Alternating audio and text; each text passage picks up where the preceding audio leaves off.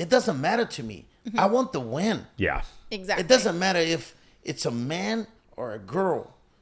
I want the win regardless. Yeah. You know, and I know that I've lost a few guys that wanted a yes man. Yeah. Because they don't want to, they can't handle the truth, or they cannot handle me saying, listen, this fight you need, or your next fight, you need a lot of wrestling. Yeah. My neck, my shoulder, this, I can't do much wrestling. I said, then you should fucking retire because you need wrestling. Yeah. You know, I'm not that good. I don't give a fuck. Train to be good. Yes.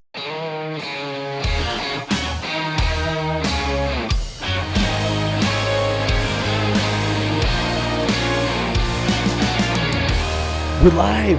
All right.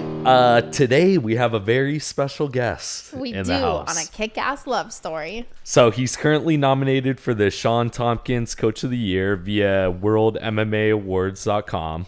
He's a jiu-jitsu black belt, a world champion, world silver medalist. He's the head jiu-jitsu coach at, in my opinion, the best gym in the world. American Top Team. I think collectively we can agree on that.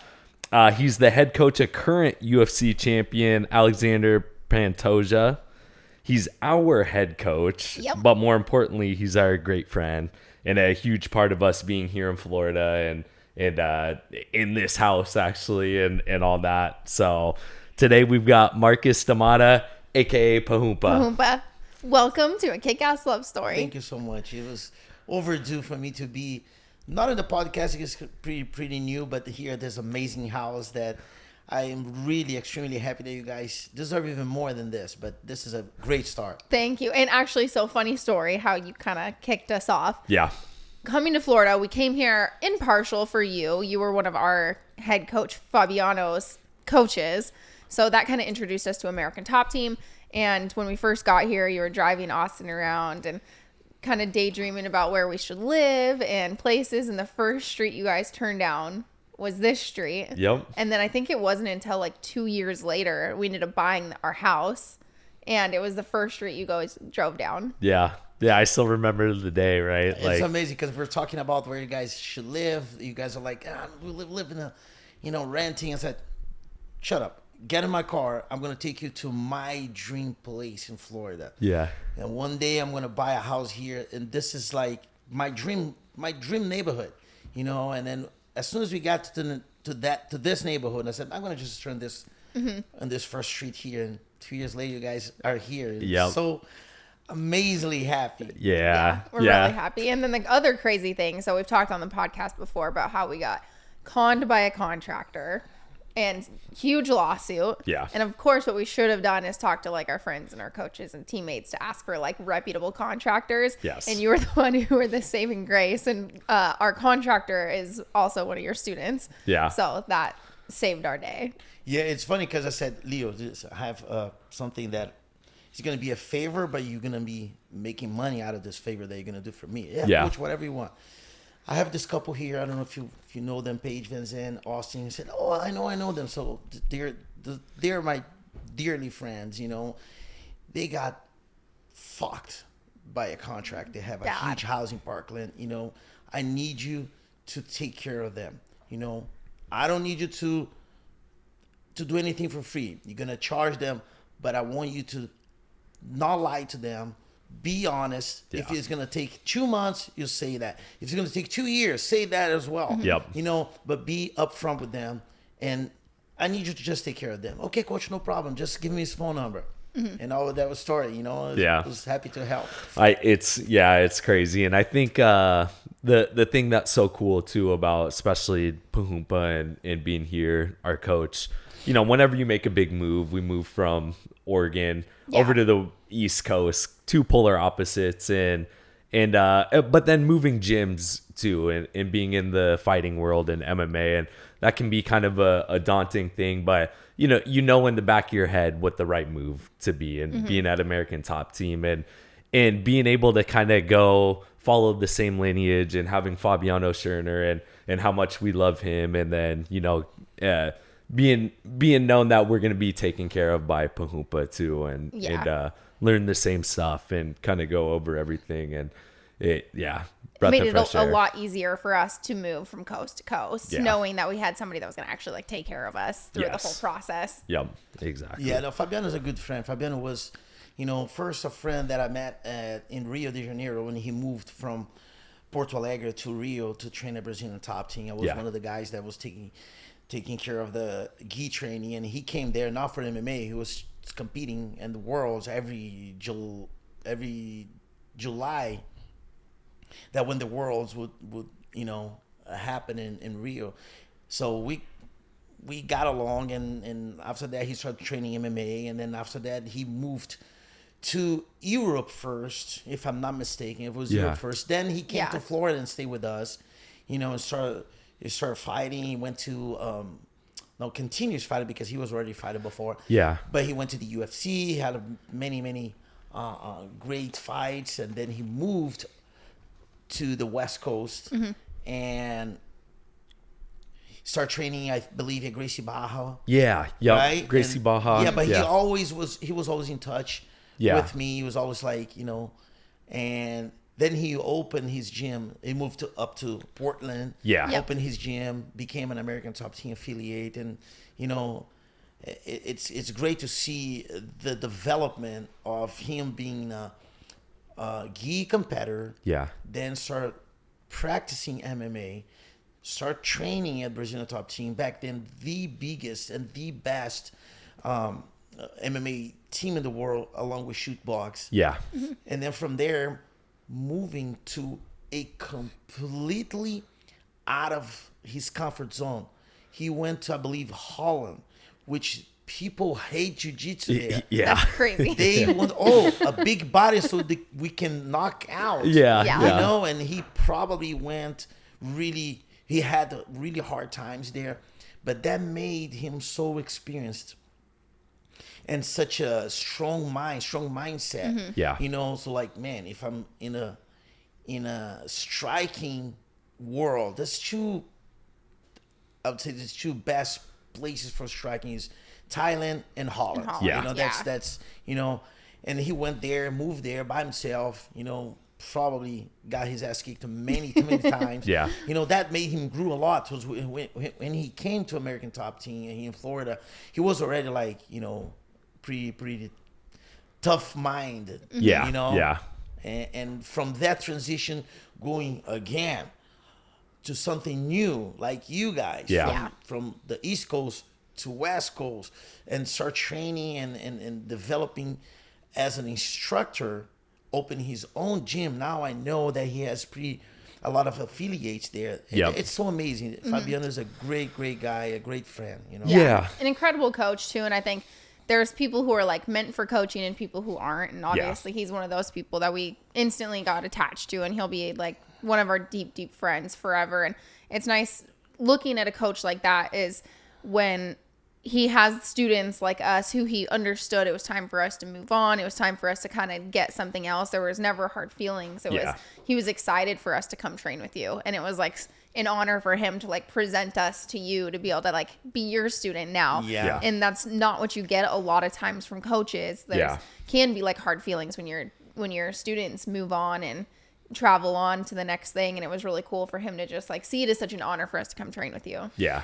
And it's not an easy thing because it shows how much of first of all how much he likes you guys, because it's not easy for a coach that bring someone from, I'm not gonna say zero in your case because you were already like fighting when you got to Portland. When I got to Portland, but I believe he brought you up from a wrestler. Exactly. So I've done this before, and it's hard to let go that fatherhood. Yes. Absolutely.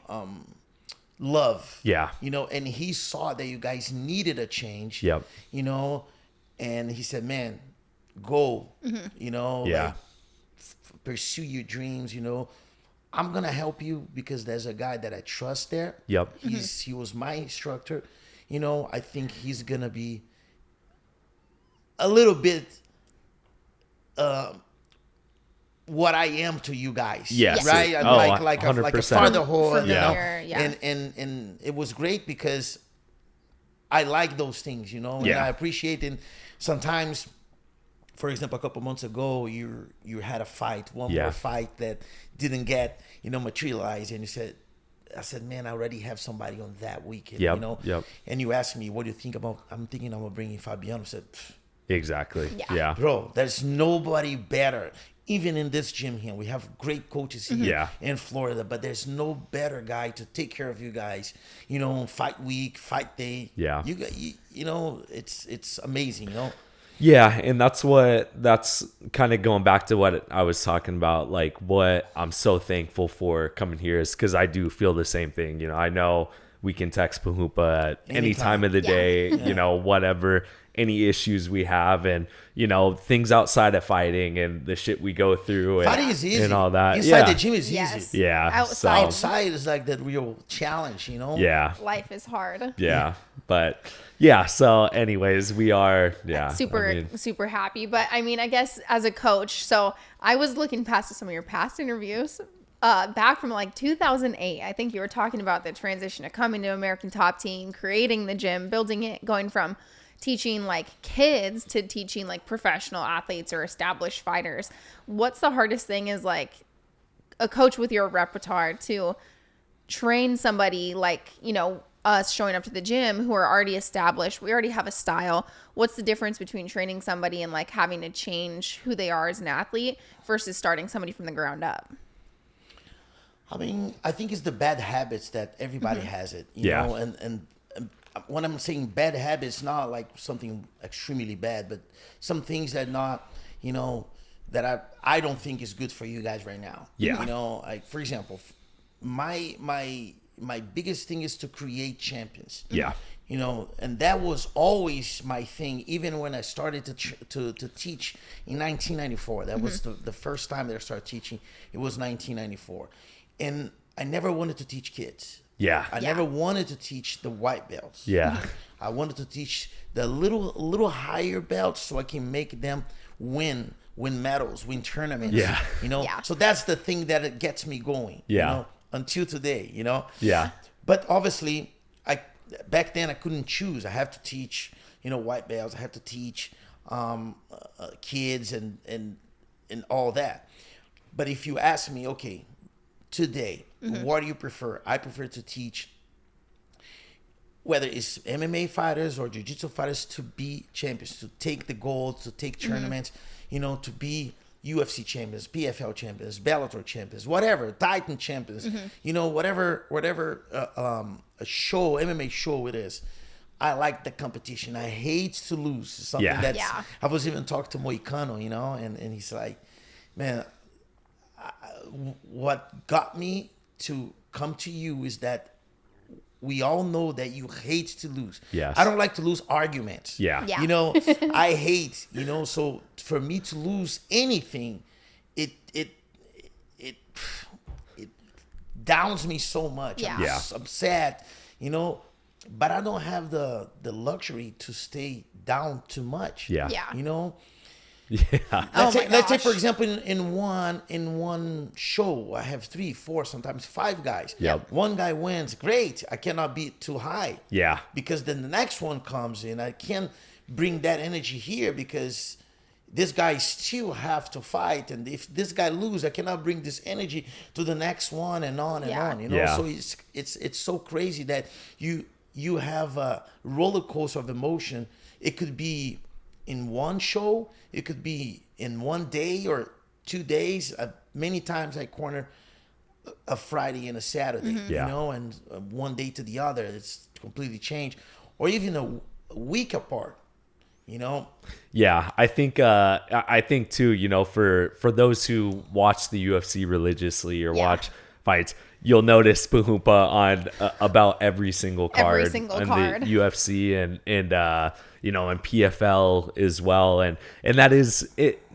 My first thought is the one thing that always gravitated me towards you is Parrumpa is a very straightforward, no bullshit. Yes, and that's kind of what I need too in my coaching is I don't like to be like coddled. Yes. I wasn't raised that way. Yeah. If I look like shit, tell me. Yeah. If I lose round 1, I want to be told, hey, we lost round 1. We need to go in round 2 and have, a different mindset going into, or if we've lost the first and second round, I need a coach to tell me like, okay, third round, we got to go out and get a finish and stuff. And Parrumpa is very much that, And, sometimes people even take me the wrong way because sometimes I'm way too honest. Yeah. But I was raised like that by Carson. Yeah. Carson was the hardest coach that you could ever get, but he created an army of champions during the 80s and 90s, you know, and I was raised like that. So I would rather have my fighters or the fighters that I train, they're not my fighters, they're American top team fighters, but the fighters that I train mad at me because I'm way too honest. Yeah. Okay, chill out, go home, rest. The next day you see that I'm right. Yeah. Absolutely. I would rather that than have be a yes man. I could never be a yes man. Yeah. But be a yes man, and then later on, this guy man, everything that I do is good. Yeah. Yeah. I think a hard thing with a lot of UFC fighters that, not to name names, but we've seen their downfall is because they had too many yes men around them. Yeah. And you see that they weren't told hey, your striking isn't that good. You need to work on this, or they're just surrounded by people that want to hype them up. Yeah. Instead of being brutally honest and getting them to work on their areas of weakness. Yeah. And, I feel like a lot of times that's around women too. Coaches aren't good at communicating with women, or they feel like they can't communicate with women the way that they coach male fighters. And I think that's why a lot of, I would say, the best females in the world at American Top Team gravitate towards you as a coach, because you treat everybody the exact same. Yeah. It's so funny you said that, because I had an interview a couple of days ago, and people asked me why you're so successful with women, I don't see the difference. Yeah. Yeah. If they're training, I'm going to be hard on them, Yeah. because it doesn't matter to me. I want the win. Yeah. Exactly. It doesn't matter if it's a man or a girl. I want the win regardless. Yeah. And I know that I've lost a few guys that wanted a yes man. Yeah. Because they don't want to, they can't handle the truth, or they cannot handle me saying, listen, this fight you need, or your next fight you need a lot of wrestling. Yeah. My neck, my shoulder, my this, I can't do much wrestling. I said, then you should fucking retire because you need wrestling. Yeah. I'm not that good. I don't give a fuck. Train to be good. Yes. A perfect example, Pantoja, when he came to me for me to help him and bring him to American Top Team, he had just lost to Dustin Ortiz. Okay. Got taken down a bunch of times. Yeah. Got held down, So when he first came to American Top Team, Pantoja's weak spot was wrestling. Yeah. Both offensive and defensive. Fast forward 2 years, now he's been winning. Yes. With his wrestling offense. It's such an amazing evolution. Yeah. So if you want to evolve, you gotta train, and somebody needs to tell you that. Yeah. You're not gonna evolve training where you're good at. Yeah. No. You have to train your weakness. Yep. You have to train mindset. You have to train everything that you don't like more than you train what you like. Yeah. Because what you like is already kind of better, and you have the abilities, and it's easy for you. Yeah. Because you like it. Yeah. But when you don't like something, it's probably because you're bad at it or not good at it. That's where I want you to go and train, Yeah. And fighting too is all about the evolution and evolving. And, we get so comfortable in certain aspects of fighting, and that could be training with the same person every day, or, only picking and choosing, yes. and, you know what? I want to train with that guy. No, you're not going to train that guy, because it's not going to go hard on you. Yeah. You're not going to go hard on him. It's going to be like, two boyfriend, girlfriend training together, and nobody's going to evolve. Yeah. Yeah. And winning fights, in my opinion, is winning those tough spots and the hard parts of the fight where, you know, where we're getting put in, you know, we're getting put up against the cage and we got to get off the cage and you know, win those little spots in the fights. And you can't do that if you're not training that and working on those tough spots. I think that the fight is won every day. Yeah. Not the day off. Yeah.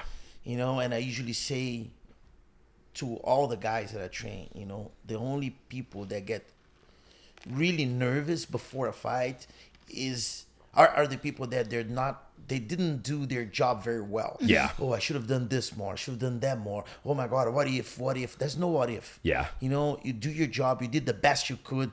Go there and perform. That's it. And that's why you see so many people that are not lower level than their opponent, but they show up and they beat them all because of this is strong. Yeah. You know, and so important to have, you know, that. Also, you need to be scared. Yeah. This is something that it's crazy for me to say. Yeah. You know? Yeah.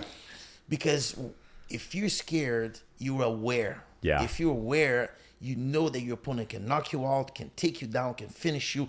You're aware of everything. Yeah. You cannot let that fear control you. Yes. Yeah. But you have to have at least a little bit of fear. Say, man, I need to be on my best. I need to be aware of his right hand or left hand, whatever, you know. And so the fear is your ally. Yeah. You know. Yeah. Until the point it becomes your opponent as well. You know? Yeah. Yeah. And I mean, I know very much so that, you know, Parrumpa cornered me for my fight in my title fight for Bellator, and I do, reflecting back on everything, I let the fear overcome me, and I let that get into my head more, and you know, and ultimately diminished my performance and diminished what I believed I would be able to do and stuff. And 100%. 100%. Could you lost that fight? Yeah, 100%. But it was not supposed to be like that because you are much better than that Austin that fought in Ireland. You know, much better. Much better. And I think there came to a point in, like, I would say, especially that fight where the fear overcame you. Whereas I would say in my last few fights, it's going into it, or my last few competitions, where the like lack of fear, it's almost as if you're not scared, you just don't care enough. It's like you don't have that fear, so it's like you're not emotionally invested, where it's like you're not afraid of the outcome, you're not afraid of failure, and you need that fear to drive you. So the reason that I'm so a hard believer on what I just said is because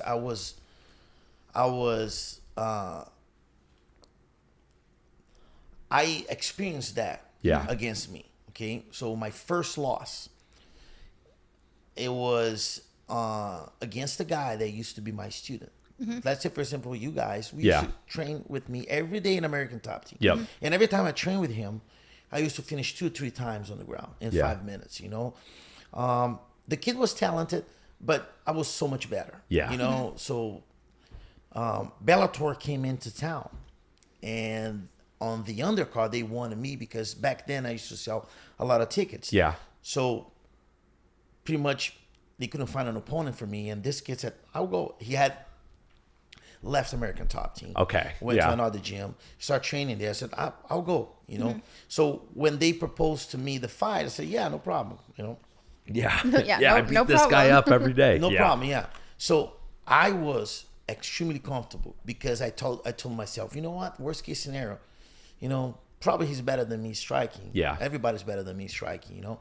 I'm going to do with my bread and butter. I'm going to take him down. I'm going to, you know, do what I used to do to him at the gym every day. You know, so I was zero fear, zero concern, you know, whatever, you know.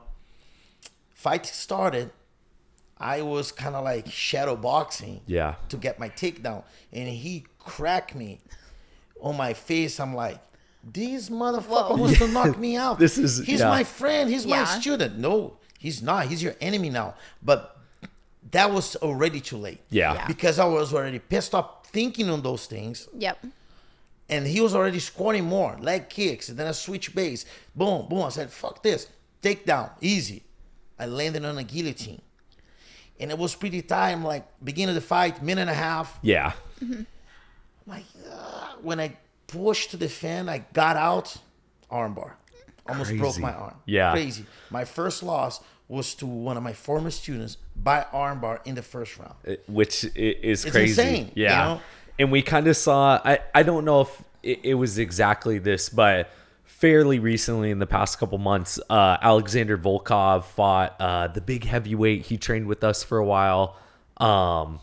The Russian dude, Sergey Pavlovich, which they had trained together, and all leading up to the fight, Volkov talked about how Sergey would beat him every day in training, and all this, and then the fight goes on. It's a different story, 30-27, right? maybe a 30-26 sometime. Yeah. It was crazy. Yeah, and so you wonder, like, did Pavlovich go in and did he have that same mindset? I go in, I beat this guy up every single day, and but the fight is so different, because of the mindset and because of what you're talking about, the fear and you have to be scared. Being scared. So. Yeah, crazy. Yeah, I think being scared just proves how much you want it. And if you don't have that fear and anxiety, then you're not emotionally invested. Yeah. And I think that's obviously I important. agree, yeah. Going into like my last few fights, I would say that obviously I had opponents that I should beat all day, every day, but I go into it and it's like I'm not afraid at all. Yeah. And I think that it's almost like I need, like when I fought Felice Herrig, that was probably one of my best performances ever because I was terrified of her. Yeah. But I also knew how hard I worked and how excited I was to compete against her, but I was still terrified. And I went out and had an incredible performance. It was a great fight. Yeah. So you've actually competed on the other side of Parrumpa before too. Which is such a funny story, and I want you to share the whole story about you cornering Amanda Ribas. Actually, you actually were not in the corner. I did not. Oh, that's right. Yes. It wasn't. Weren't you on Zoom or on the FaceTime? No. Here's what happened. 3 weeks before Fight Island #1, I went to corner in Vegas. Yeah. And I test positive for COVID. I was the first coach. I was the first coach to ever test positive in the UFC. Yep. So I had to stay 2 weeks quarantined in Vegas. In Vegas, yeah. So they wanted to test me with 10 days of quarantine. Yeah. And I said, I don't want to get tested. Yeah. So I called Amber. I said, Amber, what is the last day that I can get tested that I'm able to go to Fight Island? Yeah. Mm-hmm. And she said, well, there's one flight, which was the second flight, not the flight that you guys... not the the next first group. Yeah, the next group that would go on, I think it was either Thursday or Friday. Why? You don't want to get tested now? You might get a green. Yeah, but if I don't get a green, I need to take another 2 weeks. Then I'm done for... not only Amanda, but for Pantoja and Arma. Yep. Oh, crazy. Because you guys were in the first one. Yep. Arma on the second and Pantoja on the third. Yeah. Wow. So I'm like, I cannot miss all of them. If I have to miss someone, has to be Amanda. Yeah. The first. But Pantoja and Arma, Yeah. Okay, let's do this. So the last possible day, I got a negative. And I had... When I went to this show that was cornering, I just took a backpack. Yeah. So I had a couple of shorts, not much, just a backpack, So when I got the negative, I'm like, great, yeah, I don't have shit. Yeah. I had to have Pantoja bring my passport because You don't take passport to Vegas. Yeah. No. Yeah. I was still gonna go back 2 weeks and then go to Vegas. Damn. To Fight Island, Yeah. So I got my passport. Everything was good. I got in Abu Dhabi literally 8 hours before you guys walked crazy. out. And I'm like, that's good because man, I just got COVID. Yeah. I'm free COVID. I don't think I'm gonna need to quarantine. No, so you just got cleared. I just got cleared. So I'm gonna get there, probably going straight to the arena and go to corner Amanda. They Didn't wouldn't like let They you. made me do everything. Oh, jeez. Everything. Yeah. Awful. Those 24 hours, 2 sets, 24 hours. Yeah. And I'm like, holy shit. So when I got there, I called Amanda's father. I said, man, I'm really sorry, but Yeah. they're not going to let me go. Okay. Can you stay on Zoom, FaceTime? So, yeah. Yeah. No problem. But I'm not going to be able to Crazy. corner, Yeah. And we did locker room warm up. We did the walkout. When he was in the corner, he was like this. But when Bruce Buffer announced you guys, commission guy or whatever it was, hey, you gotta turn this down, Oh dang. Oh, yeah. no. turn this off, and it's Yeah. like, no, It's a coach. That's her corner, but he didn't have enough English to explain everything. Yeah. Turn it off. So he faked he turned it off, so I could hear Yeah. his instructions, but I couldn't see shit. Holy shit. Yeah. So, and the TV that we had in the room was like a 30-second delay. Yeah. So I was Yeah. getting instructions live, but the 30-second delay, I didn't know what was going on, Yeah. So I never cornered against you. That's really That funny. is so funny. And going in, like, just kind of reminiscing back on that, it was so crazy. Like, the first fight, it was like you were walking in, and it was like on a movie. Everyone was in, so like, white crazy. suits, and it was fucking It crazy. didn't feel real. No. The whole experience. No, first of all, let's go back and say the whole Fight Island. They didn't even told us what Fight Island was, so people were, trying to guess. Oh, Dana White bought an island Bought in an the middle, island. Right, next to fucking Tahiti. We're gonna go there. It's gonna be fire pits and It's shit. gonna bro. be beautiful. Yeah. Oh, my gosh. And we didn't know what was going on. So, No. you know, And it was our first time ever in the Middle East. First Yeah. time in Abu Dhabi. And we were trapped in a hotel. And this is the first wave of fighters to go to Fight Island. Yeah. The restrictions were the tightest. Yes. So we could not leave the hotel. Yeah. Then as the restrictions, they got more familiar. People were able to walk to the beach. We're able to first of all, the first 24 hours you couldn't leave your room. couldn't leave your room. Yeah, couldn't leave the room. The people, it's so funny. The people that would bring us food, they had a hazmat Yes. fucking Yes. suit just with the eyes like this. Yeah. And you guys order food. The food. Yep. They're all like Indians and Pakistanis. Like, you order food? So, yeah, give me my food, man. And it was so crazy, so it was crazy. nuts. Well, and then especially for the fighters trying to figure out how to cut weight when you're over there. The food options are limited. Yeah. Like we didn't bring a nutritionist or anything like that. So it's like you're ordering from a room service menu. Yeah. And just trying to adjust. Then our room, which I'm sure I believe the hotel so the what's it called? The The W, right? Yeah, the W, but what's the NASCAR, the Formula One track? Yeah. Was going through the hotel. God. So It's our so annoying. our was crazy. hotel room was literally on the track, and they would start racing in the evening, but because of the Training, which is worse because Yes, yeah. they go for like hours. Yes. because they're Yes. training. So we're trying to sleep, and because we were Not like, happening. what did we have to do? Wake up at 2 a.m. to go to the arena to fight? Yeah, I think so. Yeah, you fought. So we were trying to stay on U.S. time to try to make it a somewhat normal, which we shouldn't have done. It was what we did was wrong because the races or the training's going on when you're trying to sleep, and then every single day at 8 a.m. the hotel would call us and say hey, do you need any room service? I'm like, no, I need you to stop calling my hotel. Yeah. Please stop calling me. And they would call constantly oh, do you need any? They were super helpful and very kind. Yeah. But I was trying to sleep. Yeah. It was chaotic. And we have to get tested every day. Every day. You got Yep. tested every single day.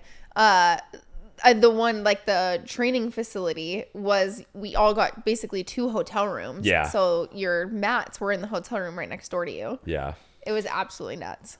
Okay, 2 things. Number 1, this was good Yeah. because let's go back a few years ago. Yeah. You've done that. You go to a training room in the UFC event. It's like a zoo. Yes. Coaches bring friends. Everybody's so sweaty. The sauna that you have to use, there's one for everybody, maybe two for everybody. Everybody's sweating. It's gross. So gross. Right? No, that was the best. I appreciated so it. So that was amazing because that set up the Residence Inn. Yes. Which was the best setup that UFC ever had. You ask any coach that went through before COVID, during COVID, and now, they're going to tell you you can ask, what is the best setup that UFC ever had? The Residence Inn, because there was, first of all, every coach will get his suite by himself. Yeah. Because each room is 2 suites with a kitchen in the middle. Yeah. Kitchen and living room. So it's a 2-bedroom apartment. Yeah. That you can be with your pals, with your friends. But when it's time to sleep, you close your door, you're in your suite by yourself. You're in your own space. It's amazing. Yes. So that setup was amazing, and it stayed for, I believe it was one more year after COVID was kind of like, done. And then Residency started, okay, now I want $10 million for They want more money. same shit. Whoa. What are you doing? Yeah. It was crazy, Yeah. And then, so when I first signed to the UFC, it was like the first era of women. Like Ronda first started. They had the 135 division, then they opened 115. And they weren't used to women yet. So originally, like, I'm sure you've seen the worst of the worst as far as like coaching and sleeping situations. We had to, like, at the beginning, fight in my contract to get 2 hotel rooms or like 3 hotel rooms. I need one for me because I'm a female and one for my coaches. We can't all share one hotel room. Yeah. And then now it's become a little bit more standard to have multiple hotel rooms to like put that in your contract. Yeah. But my first one, I had to like go out of pocket to get a second hotel room to get my coaches so I didn't have to share a hotel room with them. Yeah. And then it's like the worst scenarios going into, like, I'm sure the guys' hotel rooms just stink. And sweat and the... I mean, nowadays I'm so fortunate because I work with a group of guys that really respect me. Yes. And really appreciate me and really take care of me. But it was not always like that. I used to share rooms with 3-4 people. Yeah. I remember T-Bow, no matter how many coaches he had, it was only one room. Yeah. Oh. And it was crazy, Yeah. T-Bow, me, Macaron, and the Noodles. the conditioning Noodles. coach. 4 noodles, Yeah. Oh, 4 jeez. in the room. I mean, it could be...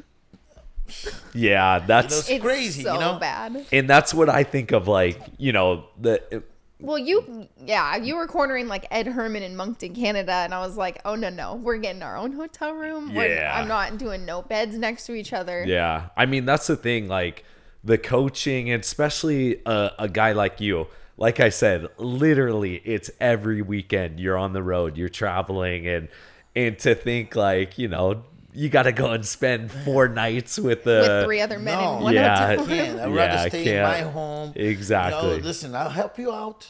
I will do all your training, but I'm not going because I'm sorry, I'm staying at home with my kids. Yeah. Eating my own food, or I go day off. Yeah. That's okay. Yeah. No. I'll get your room. Okay. Yeah. Exactly. No, I mean, you probably know more than this, but I mean, you got to be on the road half the year Or more. traveling and going to fights. Last year I flew 119 flights from this January 1st to December 31st with 119 flights. That is this crazy. year I'm already at 92. Already at 92. How many air miles is that? How many air miles have you racked up? Well, I only fly Delta. Yeah. That's a reason for that because, with that many trips, I need some help. Yeah. I'm not going to ask my fighters to pay first class for me or business class. It's not, first, it's not right. Second, not everybody can afford to do that, So I start flying only Delta, and that helped me so much because every year I make Diamond, which is the highest tier. Yeah. And now I'm in Diamond million milers, which I have more than 1 million miles flown. Oh my gosh. I have 1.5. So this is helped me so much. I get like free lounges, which I can take showers in between like big flights. Yeah. You know, I get upgraded, I would say 80% of the time to business. Yeah. 100% of the time to comfort. So let's say, for example, you guys fight, you guys are going to buy me a flight. I always buy main cabin, obviously. Yeah. 100% of the time, as soon as I put that reservation code into my account, automatically I'm bumped to Delta Comfort. You know, and then I'm on the upgrade list for First or Delta One, whatever, you know. Yeah. So on top of that, 80% of the time I get to the business. So this helps me tremendously. Oh my gosh. You know, Yeah. that I can at least get a little bit of rest. I don't need to be like stuck in the middle, squeezed in the middle of two people, you know. I mean, this helps me a lot, you know. Yeah. And I try to teach, you know, other younger coaches, younger not as in age, but younger as in, you know, like for example Anderson, how to set them up like that. So listen, you gotta trust me, I've flown all major American airlines, American US carriers. Yep.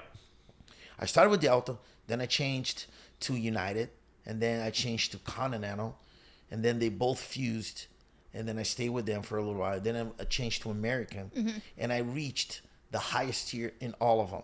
Crazy. And then I went back to Delta, and I can tell you right now, listen, I'm not making any money, guys. Don't think there's no codes, there's no link, nothing. Yeah. But I'm telling you, Delta is the best one as far as upgrades, free upgrades, you know, rewards and everything. And like taking care of taking care of if you fly a lot, you will be taken care of by Delta, you know. Nothing's perfect. But you know, who's your next big fight? Moicano, right? Against Benoit Saint-Denis is the main event in Paris in 2 weeks. Oh, gotcha. Nice. Okay, so Paris and heading to Paris in a week, or right? You'll probably head out. My wife is I'm gonna say the cheapest wife you can have. Any wife that you mine say, is too. Any wife that you say, "Oh, I'm going to Paris. I want to go. You're gonna take me." Yeah. I said, "Hey, you want to come with me?" No, I want to go to Italy. Yeah. I said, "It's Paris. I don't give a fuck. I like Italy. Yeah. I don't care about Paris." Like, okay, all right. That's so funny. You know, it's so funny. You know. Yeah. But Paris is a nice city. I've been there. But last year, for the last UFC Paris, I was there with Thiago Moises. Yep. Facing Benoit Saint-Denis. It didn't go our way. Oh, you know? That's right. Yeah, Thiago fought. Yeah. You know, I could, you know, actually I did something that you would appreciate. Yeah. You know, up until the last day, I was taking the subway, you know, to go to all the attractions, like the Louvre, to the Eiffel Tower. And the last day, fucking Noodle said, "You know what? Let's take a bike." I said, "Shut the fuck up. Let's take a bike." And I'm like, "Bike? Yeah, it's electric bike. You don't need to do much." It's like, "All right, let's do it." Yeah. And it was the best. It's great, right? Oh my God. We fucking paddled the whole, you know, city. We went through the Eiffel Tower again, the rivers, the scenic river. Oh my God, it was the best. I should have done this the day that I got there. Yes. That's what I'm doing. That's what I'm doing this time. I'm not going to take no fucking, you know. Get on the bike. Get on the bike, man. Get on the bike. The weather's beautiful in September there, so it was good. Yeah. Oh, I love that. All right.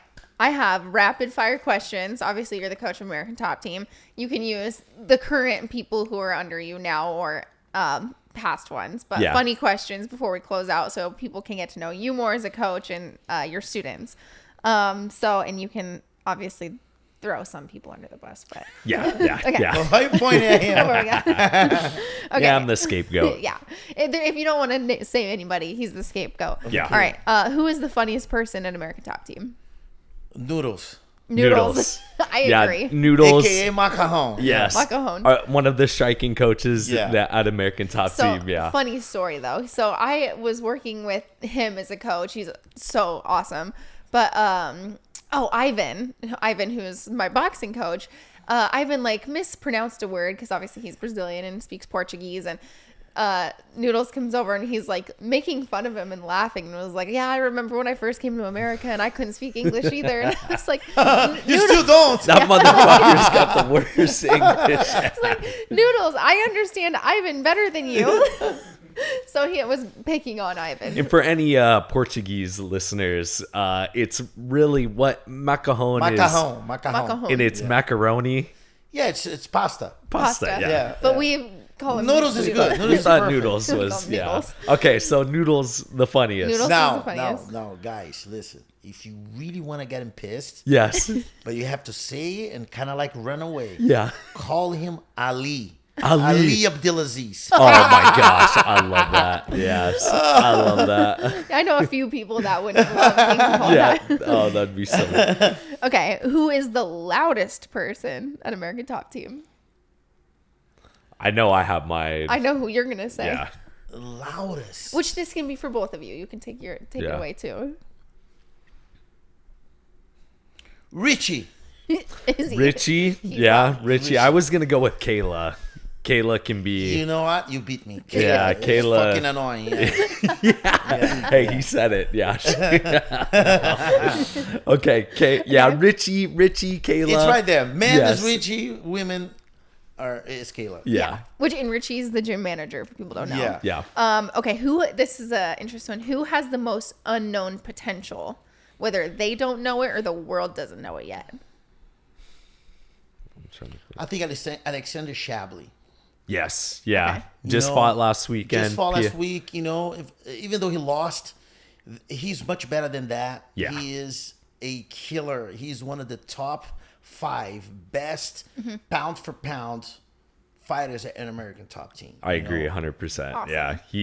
He fought one of our former teammates, Brent Primus, world champion, and Yep. he is everywhere. His striking, his ground good. game, his ground game is good. His wrestling defense Yep. is amazing.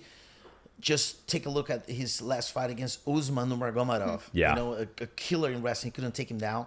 You know, and his wrestling offense that people don't know because it doesn't need his so good at striking is amazing too. He took Usman down. Yeah. You know, twice on the fight. You know, Yeah. so the hands down Alexander Shabley. Yep. Okay. Who sweats the most? That's easy. Is it? I always say, you know what? I Stop know. peeing on the mat. Yep, He's I like, know "Oh, who this is. Edson Barboza. Edson Barboza. You said that too, that Yep. Edson sweats a Oh, lot. that Sweats motherfucker. so much, yes. did. Because I can't imagine anybody sweating more than you. I know. I thought I sweated a lot. Edson you do. is Yes, on, yes. but Edson's But I on think another that- level. Yeah, I think Okay. that's Yep. another level, yeah. Who do you love traveling with the most, and who do you hate or never want to travel with again? The second question, I'm not gonna answer.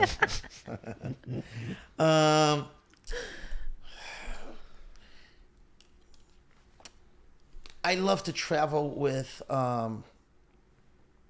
Noodles. Yeah. Noodles, He's a guy that, you know, sometimes he gets on my nerves. But you have a lot of fun. Yeah. You know, especially in the corner, sometimes he talks too much, you know. But he's the kind of guy that if I call his room, hey, listen, man, there's like 5 guys here try to jump me. I'm downstairs at the casino. So I'm right there. On my way. You know, hey, man, I'm hungry. I cannot leave my room. I got you. You know. Yeah. Yeah. To illustrate this, a few years ago, I used to have. I remember this. Yeah. Oh my God. What, Diverticulitis. Yeah, Diverticulitis, that's right. you know. Yep. And we were in New York for the PFL, and I was rooming with him. One of the last times I roomed with anyone, and I had like a deep crisis, you know, and I had to stay in the tub. Yeah. Because the warmness of the bathtub would calm my belly down, you know, and then I could like go through the night, and then, okay, this is too much. I went back to the room. Like, ugh. So he was about to call the ambulance. Man, Yeah. listen, I'm not going to die next to me. I'm not going to do anything. I said, don't call the ambulance because those guys are not going to fight tomorrow. Yeah. If they, where's Parrumpa? Is in the hospital. They're not going to fight tomorrow. Yeah. It was Nathan and Rashid. Oh, shoot. Yeah. You know, but he was the kind of guy that he didn't sleep. He stayed like this the whole night looking at me, making sure that it was okay, you know. He's one of them. There's a lot of fighters that I like to travel with. Yeah. You know, you guys are amazing. Always like Yeah, I had a lot of fun in Ireland. taking care of me. You know, I don't have to do anything there. I don't even need to do. Oh no, coach, I got it. Yeah. You know, Pantoja is the same way. There's a lot of people that really, you know, really appreciate me, and it's amazing. Like Zach O'Maya is one of the guys that's very fun to. Because he doesn't have to cut weight, so he's always happy. Yeah. You know, yeah, he's a heavyweight. You know? Yeah. So That's it's always yeah. nice. There's a lot of guys that they're really good. I'm gonna probably be unfair and forget about Yeah. You know, but Yeah. Okay. Who is the most dangerous person at the gym? Dangerous. I think I know. Well, I don't know. The most dangerous.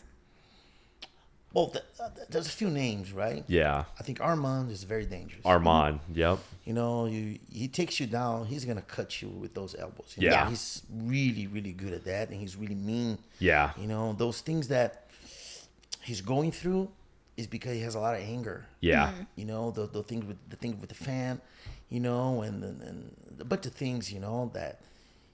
But he's such a nice guy that you don't see that. But when you provoke him, you know, it's very dangerous. You know, And he's talking about Armand Sarukian. So Yeah. who's is it been announced?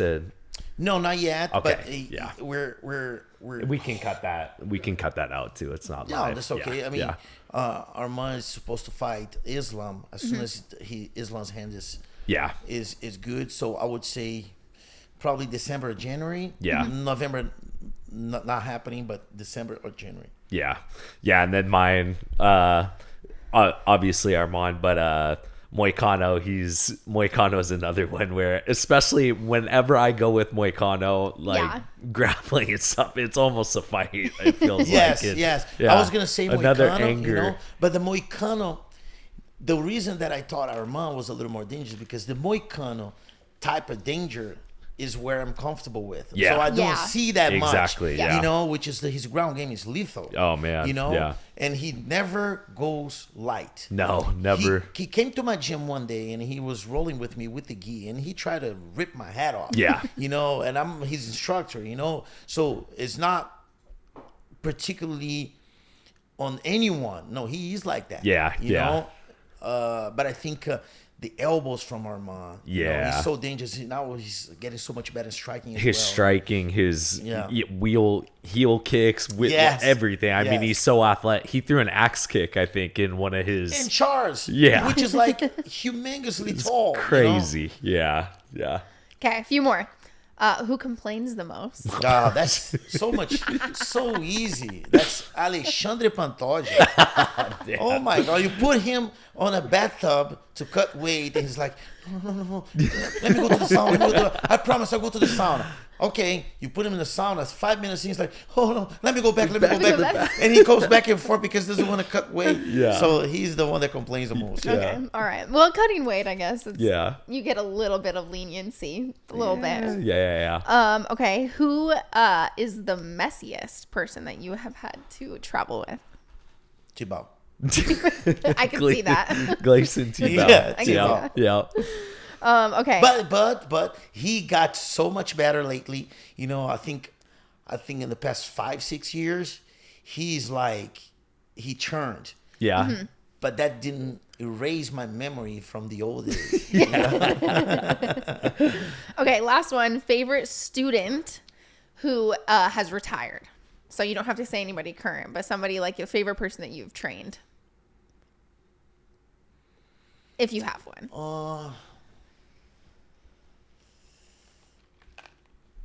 Rashid Magomedov.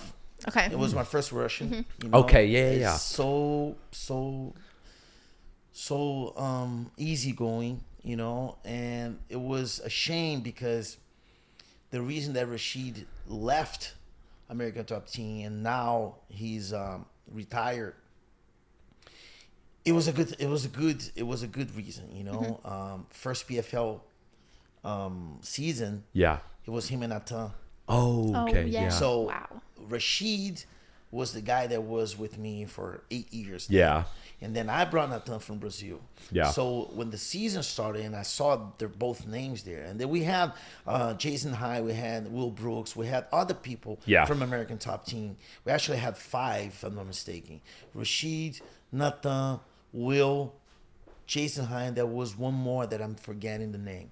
You know, so I sat them both. I said, listen, I'm both of you guys head coach. Yeah. There's no one that can beat you guys in this season other than you two. Yeah. You not lose to anyone, maybe to him. You not lose to anyone, maybe to him. So I'm going to do my job and I'll do the best I can to put you guys in the finals.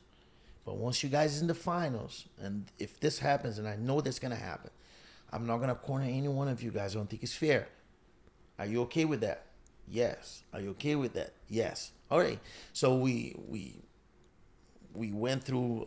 Rashid fought Will Brooks, you know, in the semifinals, and Nathan fought Jason High. Yeah. You know, and then ended up in the finals. You know, so in the finals, I kept my word. I went to New York. Yeah. I sat next to Ray Seffel.